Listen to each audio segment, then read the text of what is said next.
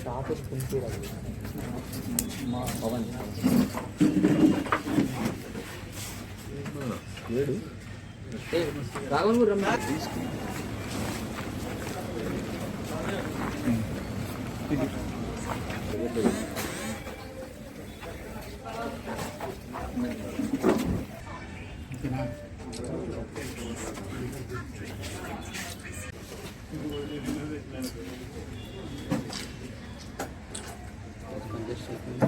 ఎన్నిసార్లు తీస్తారు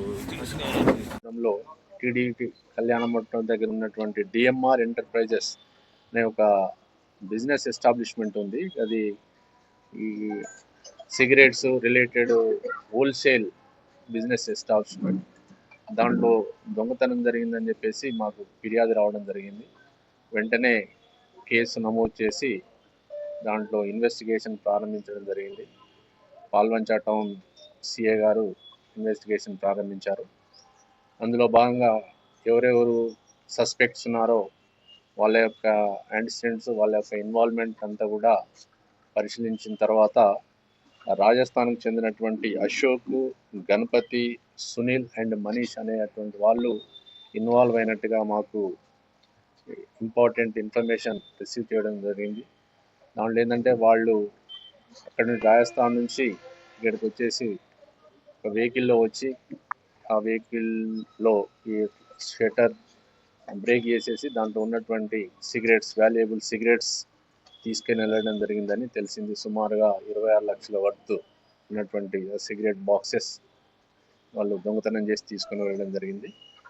ఆ ఇన్వెస్టిగేషన్లో భాగంగా ఈరోజు ఒక ఇద్దరు దాంట్లో ఇన్వాల్వ్ అయినటువంటి ఇద్దరు అక్యూజ్ని అరెస్ట్ చేయడం జరిగింది. వాళ్ళు అశోక్ అండ్ మనీష్, వీళ్ళిద్దరు కూడా రాజస్థాన్ వాళ్ళు.